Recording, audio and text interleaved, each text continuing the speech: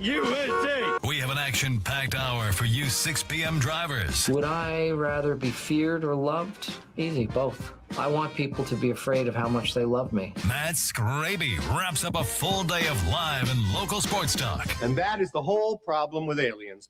You just can't trust them. Occasionally you meet a nice one, but usually they turn out to be some kind of big lizard. The Skraby Show starts now on 97.3 The Fan.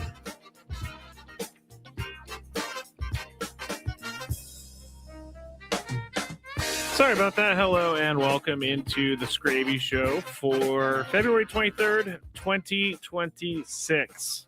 We have a ton to talk about today, and I am very, very, very happy that we have some baseball to talk about because now things are good.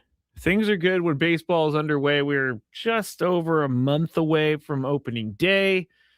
World Baseball Classic is going to get started here in the next, 7 to 10 days. So things are moving in the right direction, and we need it to because I'm ready for a full season of Padres baseball, which could include someone like Matt Waldron, which could include and hopefully include Randy Vasquez.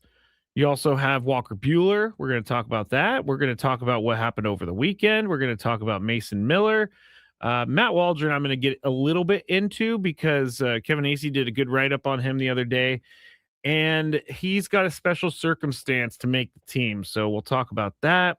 Again, I went through Randy Vasquez and Vasquez's numbers from Saturday, and again, I understand it is just spring training, but he's already made some improvements, and he talked about those improvements.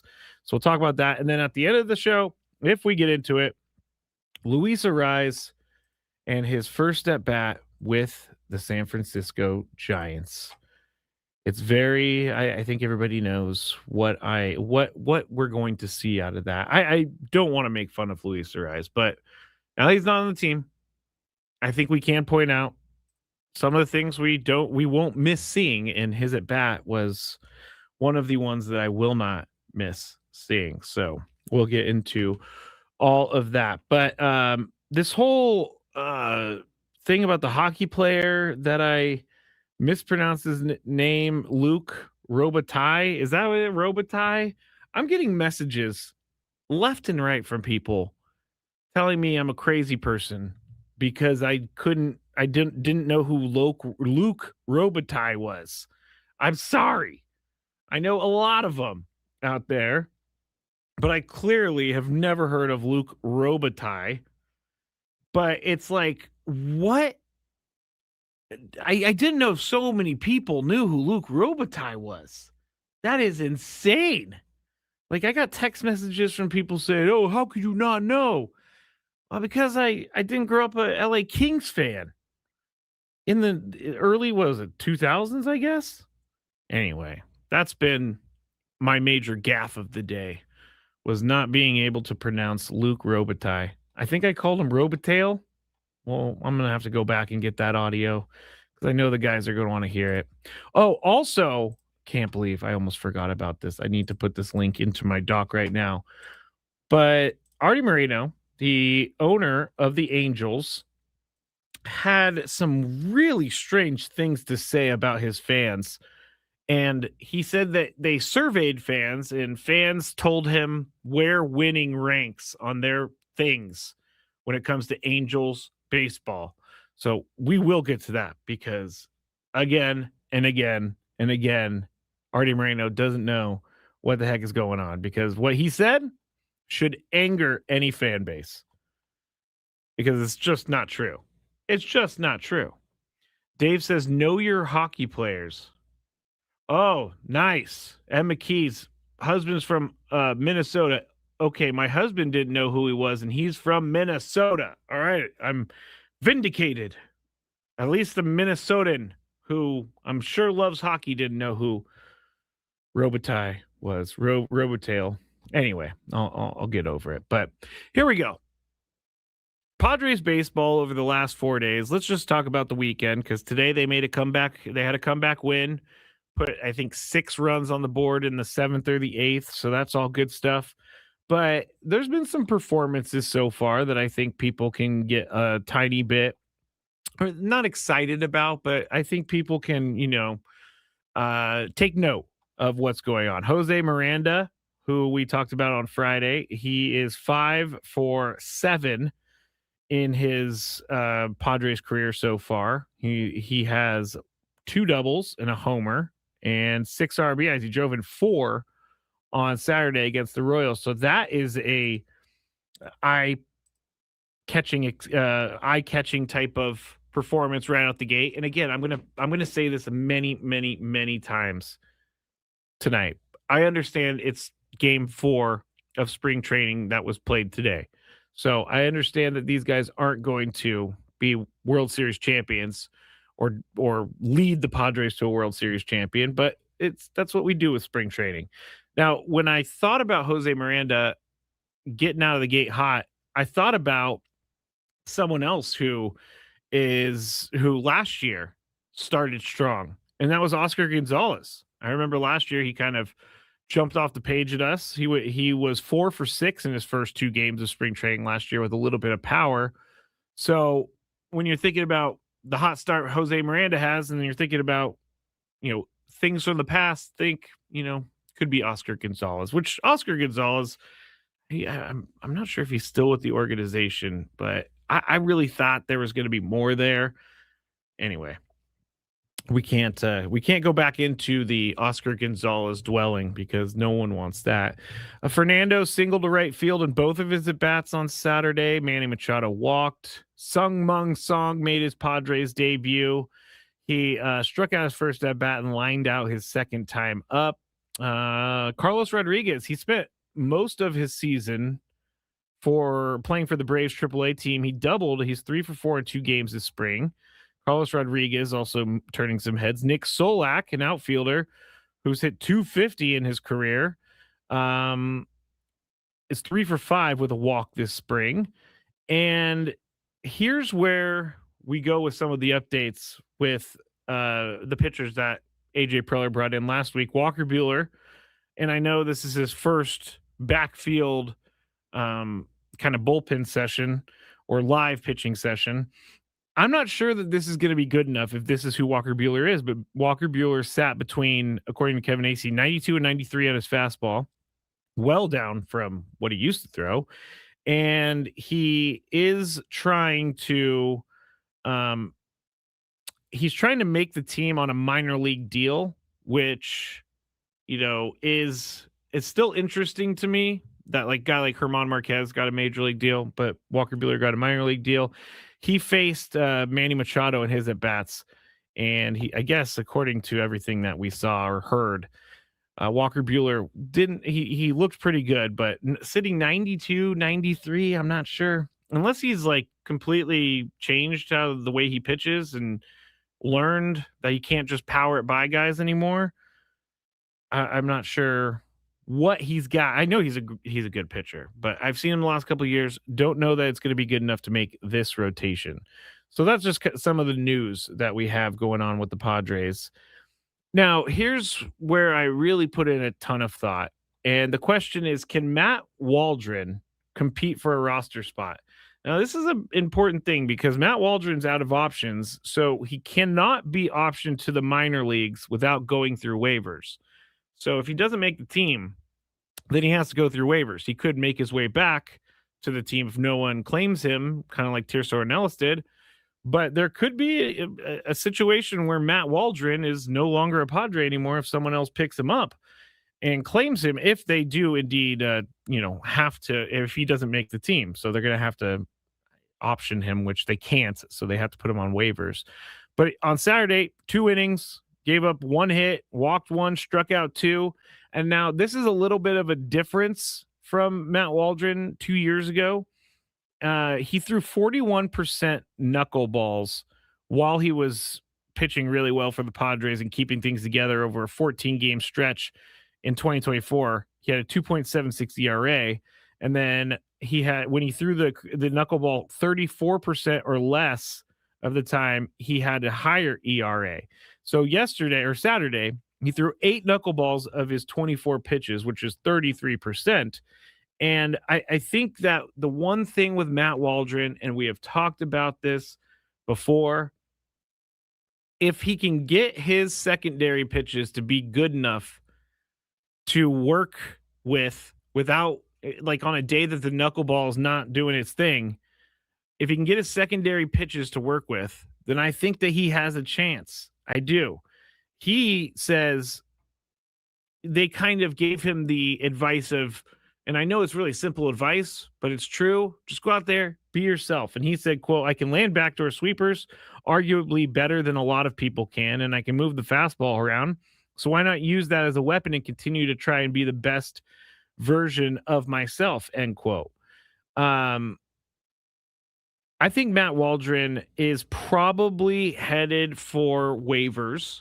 And unless he pitches lights out in this edition of Padres spring training, I cannot see him competing and winning one of the 5 rotation spots. I just don't know that he brings what the Padres need out of a starter right now. Now, does that mean that if he clears waivers and come back to the Padres, does that mean he's never going to see the big leagues again? No, it doesn't. But I really don't know I see him making the roster unless he has some incredible spring. And he really needs to work on those other pitches and not rely on a knuckleball so much, which I don't think he wants to rely on a knuckleball so much because he does want to throw his other pitches. So I think that's one of those things that Matt Waldron can work towards. But with what I've seen over the last couple of years, last year was in AAA for most of the year. And then so far this year in his one start, I don't know that he has what the Padres are looking for to be a starter. But again, I have been wrong many times before. And I thought about it over the weekend. I almost want people to like keep track of my things that I say, like, oh, Matt Waldron's not going to be very good this year if he throws the knuckleball more than 40%. And then we find out that he was really good when he threw the knuckleball 40% or more. I don't know. The knuckleball was working there for a second for full 14 starts. But when it's not working, he gets into a mess fast, and you just do not want that to happen. Also, Mason Miller has been throwing the ball hard, and Jason Adam was talking about how he didn't think he was going to throw 90 miles an hour ever again after his injury, and he reached over 90 today. But Mason Miller, I guess, has routinely come into spring training and just been able to throw incredibly fast pitches. And last year in his first spring training outing with the A's, he threw a 104-mile-an-hour pitch. So, just a reminder what we have in Mason Miller, because I was cornered over the weekend and I was told that the Padres are going to regret giving away Leo DeVries, and Mason Miller is just going to be another guy. First off, that was crazy that Mason Miller is just going to be another guy. But I can't say anything about Leo DeVries, but let me go back to a moment from last year that I think will really tell everyone why the Padres traded for Mason Miller instead of sticking with Leo DeVries and letting him develop in the minor leagues and then having him on the roster 2 or 3 years from now. Game 2 of the wild card last year, bottom of the 7th inning, 1 out. I believe Carson Kelly is at bat. He throws 3 pitches, strikes out Carson Kelly, but he goes his first pitch, a slider on the inside, his second pitch of 102.8 mile an hour fastball, like high and inside, that just barely touches the zone, and then a 104.5 mile an hour four-seam fastball at the bottom outside corner of the zone. Just perfect. You cannot place this pitch any better than what Mason Miller did. So if you want to see it, just Google Mason Miller wild card bottom of the 7th. That's how I found it. And there's plenty of videos out there showing you. But that right there, that one at bat tells me why Mason Miller is on the Padres and why Leo DeVries is not on the Padres or with the Padres anymore. Because you got a guy trying to protect a lead in a playoff game, up 3-0, and he just mowed down the lineup. All three guys went down, just mowed him down. So that's why I love Mason Miller. Love it. All right.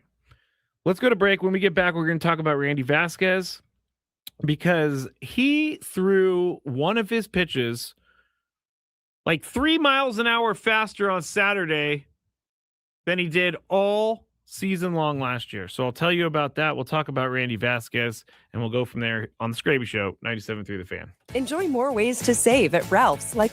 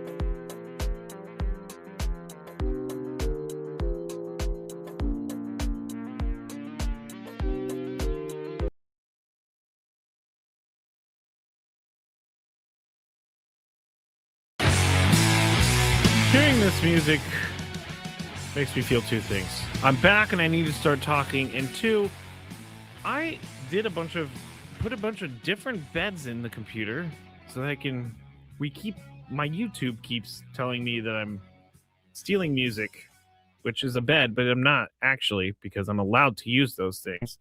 So I started putting in new beds and then none of them have come up yet. So I got to go check it again. Matt Skraby here with you, The Skraby Show, 97.3 The Fan, broadcasting live from Bill House Studios. We know how. And you could watch, if you would like, on YouTube. Just search at The Skraby Show, at 97.3 The Fan on YouTube, Facebook, 97.3 The Fan, X, at Matt Skraby, at 97.3 The Fan SD. And then, as always, you can go to the Odyssey app and listen. Just search The Skraby Show or Gwen and Chris or 97.3 The Fan. And everybody make sure you're tuned in the next couple days with Ben and Woods in the morning starting at 6 a.m. because they are out in Peoria at spring training bringing great content and great discussions with the players that you've all missed for a very long time. So make sure you pay attention to their social media and blogs and all of that stuff because they're interviewing everyone. And one more piece of cleaning up. I guess it's not cleaning up, but it's just news. First, I would like to say happy birthday to my brother, who is, I guess I won't reveal his age, but he's younger than me, so it's his birthday today. And last week, I think on Thursday or Friday, I think it was Thursday, I became an uncle again. And so my brother and his wife had their second kid. And here is the thing that my family has been waiting for years because I haven't been able to give them any kids. So my sister and my brother have taken care of it. But my brother obviously has the last name Skraby, which my grandparents made it up. I've already told everyone that. So there's very few Skrabys in the world. I say there's like 5 Skrabys in the world with my sister-in-law because we've looked. And we can't find anybody. There's a Skraby Russia, but we can't find anybody with the last name Skraby. Anyway, we needed a boy because my dad was the only boy of 3 kids. So the name didn't get passed along with my dad. So we needed a boy to be born, and boom, got a boy. They were not expecting it. So the Skraby name will live on at least one more generation. And I'm sure that they would like more chances to continue on the Skraby name. So I'm not off the hook yet, but I'm getting kind of old. I don't know about kids these days. I'm just kidding. I really I will have kids one day if it comes to fruition, then that is what will happen. Gonzo, I became an uncle again last Wednesday. Had a niece. Congratulations, Gonzo. It's a weird feeling. This is my 5th niece or nephew. Well, I have 4 nieces and 1 nephew. So I am a veteran of the uncle crew these days, but it is always a little weird when your sibling has a kid.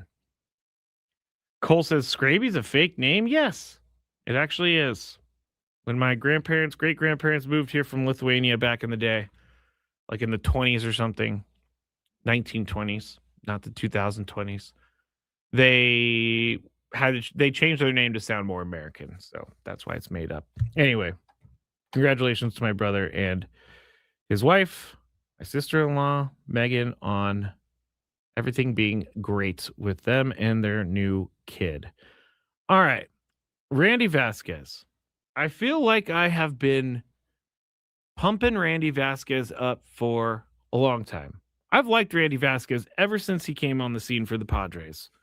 And even though he's known as the traffic cop, even though he has a lot of base traffic while he pitches, hopefully that changes.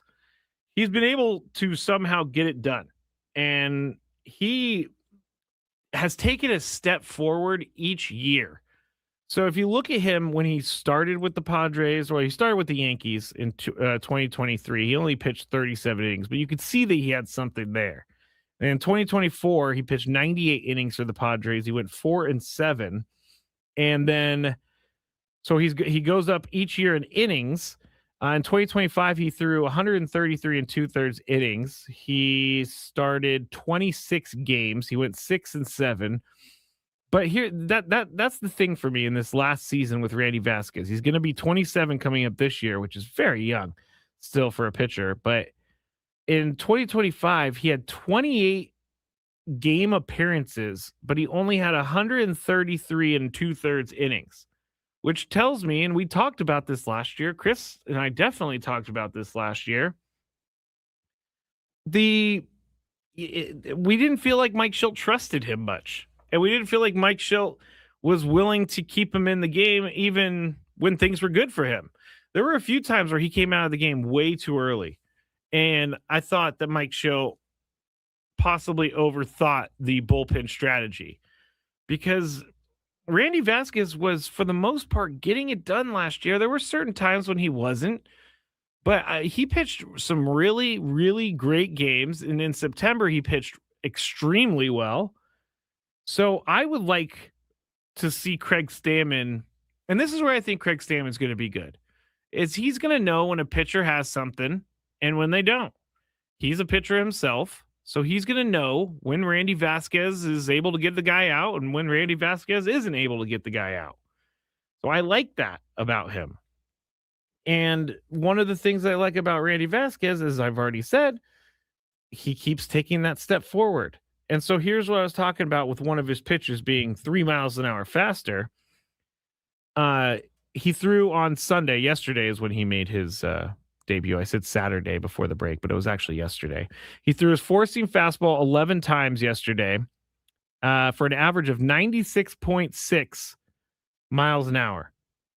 Last year, his four-seam fastball averaged 93.5. So that's a 3.1 mile an hour increase. Again, this is only one outing in spring training. I'm not saying that he's going to throw 97 all year long, but he did mention he was hitting 96, 97, 98 last year, at the end of last year. So it does seem like he could throw his, or he's trying to throw his fastball a little faster. Also his sinker. He threw it 7 times yesterday for a 95.3 mile an hour average. His average on sinkers last year, 93.1. So 2.2 mile an hour average increase. Cutter, he threw it 7 times yesterday for 90 miles an hour. This is actually one of the only pitches that he was slower in, but he was only slower by negative 0.2 miles an hour. His changeup, 3 pitches, 89.5 yesterday, 86.9 last year. So that's 2.6 more. Threw 1 slider for basically the same speed as last year, 2 curveballs, and that was up by 2.2. So I'm not, anyway, I know, again, these are numbers that come out of one spring training game, but he threw 31 pitches and he did really well. And if in reading about it after the game, he has reworked his offseason, or he reworked some of the training in his offseason, and he worked with Ruben Niebla throughout the offseason to kind of to form himself into the guy that, whether it's working out or strategy, they're trying to come up with a better pitcher. And it looks like he's going to be a better pitcher this year. And again, he's ramped up his innings each year. Career high 133 last year. But if he can get to 160 innings, I would say, and that's maybe even low. If he can get to 160 innings, I think that means good things for Randy Vasquez, because he is playing in the game, or he's staying in the game longer. I don't know that he's going to have such a short leash as he did last year. But Randy Vasquez is going to be a force this year for the Padres rotation. And I titled my entire YouTube broadcast tonight this: Padres secret weapon or known commodity. And that was about Randy Vasquez. I think he's a known commodity, but I don't know that teams are giving Randy Vasquez enough credit for for his impact that he can have on the Padres this year. So he could totally be a secret weapon. Say he comes out and he has a Nick Pivetta type year, which was totally unforeseen last year. We had no idea that was going to happen. It was everything that we wanted. But say he comes out and he has a Nick Pavetta type year. Does that mean he's a secret weapon? Or is it just them really debuting their known commodity, their upgraded known commodity? Because again, Major League Baseball knows who this guy is. But I don't think the rest of Major League Baseball is seeing Randy Vasquez for how we see him, which is a guy with huge upside and a guy who gets better each and every year. So he's doing everything right. And he's making strides to being that guy. And with Ruben Niebla, with Craig Stammen, with AJ Preller, they are developing him in the right way. They are making him into a pitcher that is not just a guy who throws fastballs and sinkers. He's a guy who can actually pitch, but he can also throw those pitches and throw them for high velocity. So when I look at Randy Vasquez, I'm seeing a guy who could possibly end up with stats that would put him as like a third pitcher in a rotation around baseball. I think that he could be that good. And maybe I'm overshooting it a little bit from one spring training performance. Again, it was one spring training performance, but after the game reading that these are the numbers that he was trying to get throughout the offseason, this is what he was working towards, tells me it's going to be great. Tells me it's going to be great. Let's see. There's a couple comments. I kind of see Schilt's point, which was taking him out early. No reason to roll the dice with the bullpen he was rocking. I get it. Probably cost some games, but probably contributed to more wins than losses. For me, Schilt is rock solid proof. You always take the wins in front of you and don't get lost optimizing the bullpen for their next appearance. I think that Schilt did. I would agree with that. If Schilt, I would agree that Schilt knew that he had a good bullpen behind him, so maybe that was a little bit of the nudge that he needed to take Randy Vasquez out of the game. Also, Randy Vasquez, he did have a lot of base traffic last year. Just one unlucky pitch or one lucky hit, and you could clear the bases, so I understand that too. But I just didn't feel like they allowed him to work through things last year. If Randy shows up with another sub-4 ERA, it feels like the Randy we know and love. If he has a Nicky P performance, is that a known commodity? Seems like almost more of a breakout. See, I was asking. I kind of agree that it's a breakout. I agree that it would be he would be thrust onto the national scene. I don't think national fans know who Randy Vasquez is. And McKee said, well, it's not like the Padres are putting up tons of runs on a regular basis either. The margins were so small. Yep, the margins were very small last year. Hopefully they're not as small this year. But bottom line, Randy Vasquez had a good start yesterday in his 2 innings. And I'm looking forward to seeing what he can do going forward. All right. When we get back, I want to talk about Luis Ariz real quick. I also want to talk about this Artie Moreno thing.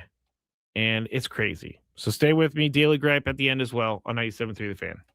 Ben and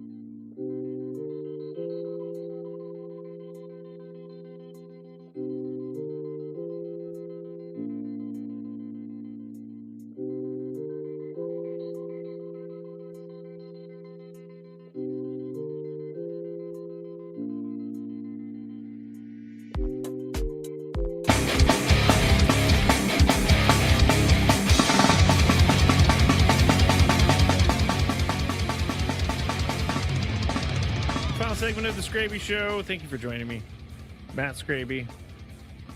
I am actually tomorrow night. I will be here. I'm going up against the State of the Union. So if you would like to join me, you can. We will be talking Padres spring training. But I did hear something government, news wise. I believe they're supposed to release the alien stuff. They're supposed to release all the classified documents on aliens and whether or not aliens are real and everything. And I got really excited about this.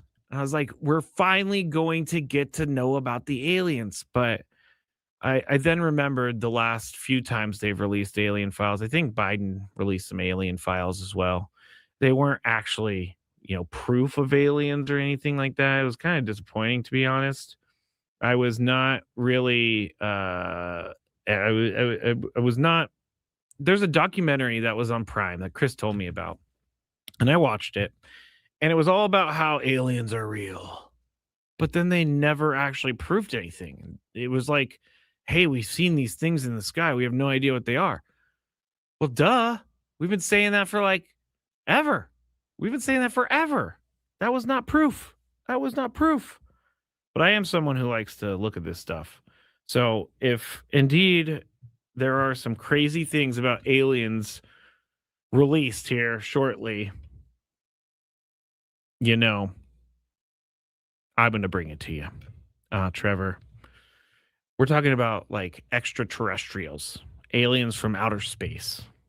That's what I heard, and I can't wait.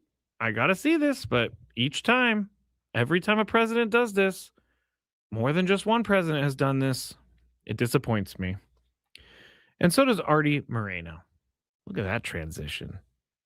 Artie Moreno is the owner of the Los Angeles Angels.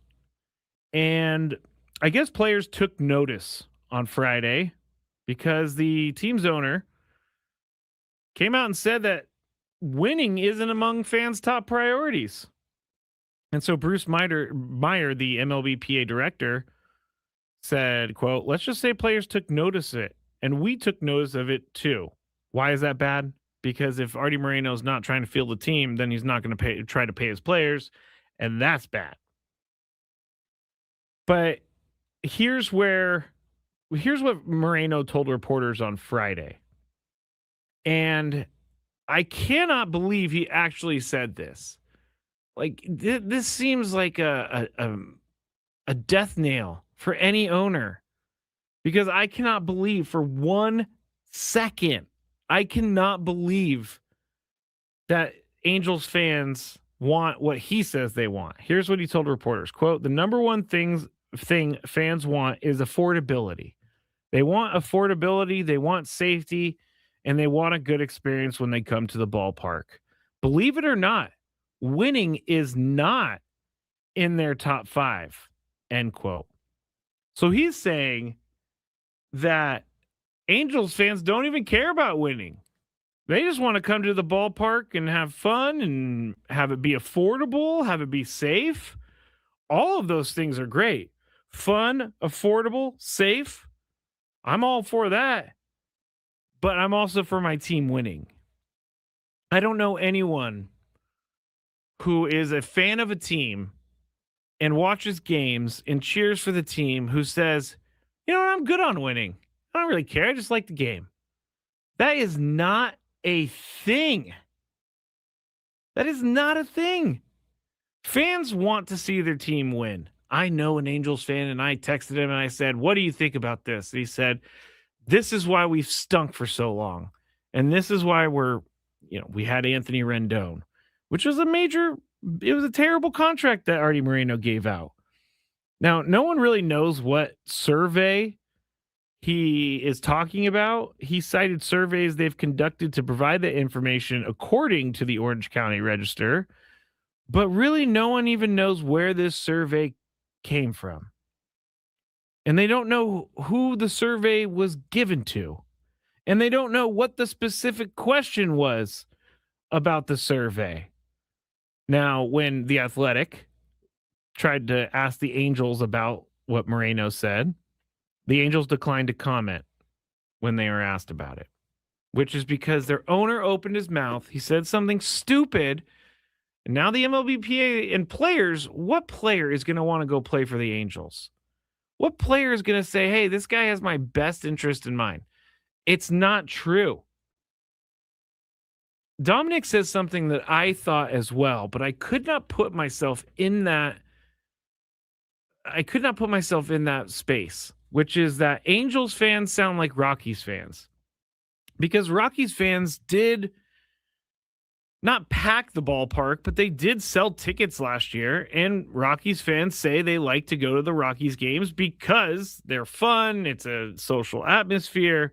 It's something to do on a summer night. You get to go hang out with friends, drink some beers, go a little kid, you go on the weekend or go, after school. I remember that being very cool. You go to a game after school growing up. But I cannot put Angels fans into the same boat as Rockies fans, because it seems like Angels fans put pressure on their owner to win. And it seems like Angels fans actually try to make themselves known. I don't know that Rockies fans make themselves known at all. And so I cannot put them in the same thing, but it does sound like them, because Dick Monfort, the owner of the Rockies, if you were to give me this quote and say which owner said it, and you put these two names in front of me, Monfort and Moreno, I would say either one of them said it, because they are like that. They also asked him, is your payroll going to get over $200 million? And he says, we've got to get our TV thing worked out, and we just have to improve our brand. I don't know what this guy's doing, but Bruce Meyer of the MLBPA is spot on with his response to this. Quote, if you can't have a successful operation in Los Angeles, it's hard to see what the problem is. It's easy to make excuses, but certainly the Los Angeles Angels have resources to compete in every aspect. To come out and say that winning is not a priority, not even in the top 5 priorities, is really pretty remarkable. So this goes back and forth, and Moreno just keeps digging in a little bit more, because then he was asking about the winning thing, and he said, for me, I've always wanted to win. It's just, what's the cost of winning right now? The cost of winning right now is not to say that your fans' priorities for your team, winning is not even in the top 5. That is not true. I want to know what is going to happen this year with Angels fans, because I think they're done. I think Angels fans are over it. I think Angels fans want their team back. I can guarantee you none of those fans said that winning wasn't a priority. Well, maybe 1 or 2 of those fans, but Angels fans are good fans. They deserve better, and I hope they get more. Trevor says they've got mascot races and fireworks. And go to a minor league game. Also, Trevor says this is one of the reasons why MLB owners aren't unified. That's true. They aren't unified. You got guys you got owners like the Dodgers spending a bunch of money. You got Padres spending as much money as possible. You got teams around baseball that are just doing what they can to get by. And then you got teams like the Angels and the Rockies, where their owners are just like, whatever. I bet you they're still making money on the team. I will say that, I was going to say, never mind. I had talked myself out of that earlier because I read the same sentence saying that their payroll was $244 million. And I realized that's not true. That is the luxury tax threshold for this year. So that's why I said it. But if I'm an Angels fan, I'm demanding a little bit more. I just saw something flash across ESPN that is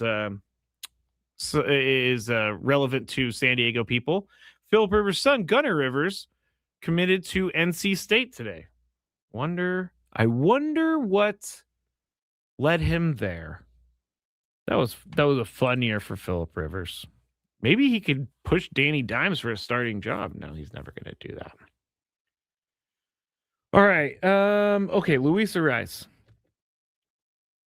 He said, I think I played this interview for you last week, but he said in an interview that last year wasn't his best year but he's not going to change much of anything because he knows what he can do. Well, we complained about Luis Ariz a lot last year. I think maybe too much. I think he may have gotten a bad rap a little bit. But here is why I will not miss these type of at-bats.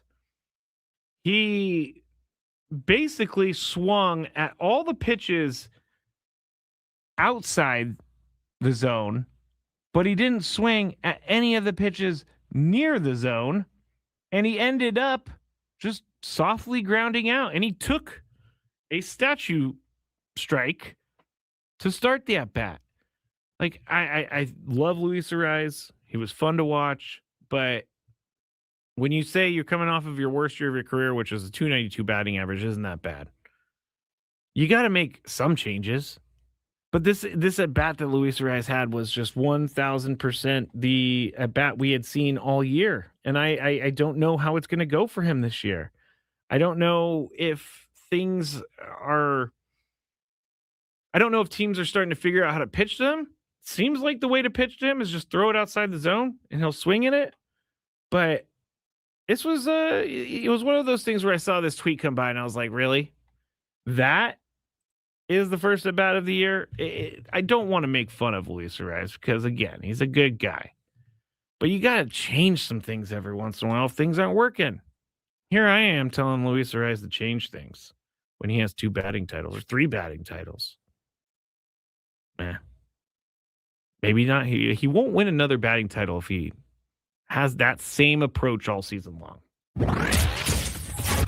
What's annoying Skraby today? Let's find out. It's time for the Daily Gripe. Also, Katrina on the chat puts a somewhat daily gripe. I think we've talked about this before, but the Girl Scout cookie people that are hanging out outside of grocery stores, it is crazy. I just want to go inside the grocery store and I don't want to get accosted and yelled at by little Girl Scouts for not buying their cookies. I have 4 nieces now. Or no, wait. You know what? I said 4 nieces earlier? I made a mistake. I have 3 nieces and 2 nephews, but I have 3 nieces now. That's where all of my Girl Scout cookie stuff comes from these days. But my real daily gripe is something that happened when I was getting ready for work today. And it's probably happened to everyone. But I was going to put on my socks, and I had a big hole in one of my socks. What do you do in that situation? Do you end up just throwing away both socks? Because now you got a Lone Ranger sock. And so I just threw both of them away because I hate having that one sock, and it always ends up being one sock for me. I don't know what our family, when we were growing up, we called it the dryer monster. It seems like socks just get stolen like crazy from our dryers. Throw it away, huh? Is what Renee says. I mean, yeah, I can't see any other way. Where is the hole on the sock? It's right in the foot, like the bottom of the foot and the ball of the foot. So I don't know what happened to it, but it ripped apart. Did they come in a matching pack? Yeah, it was just one of those things that was like 6 pairs of socks or whatever. I threw it away. So there you go. All right. That's it for the Skraby Show tonight. Back tomorrow with some more Gwen and Chris. We're going to have a crazy show tomorrow. We're going to be in 3 states. Chris in Idaho. Tony in Arizona. I forgot where Tony was. And I will be here in California. So everybody have a great night. Be safe. Talk to you all tomorrow.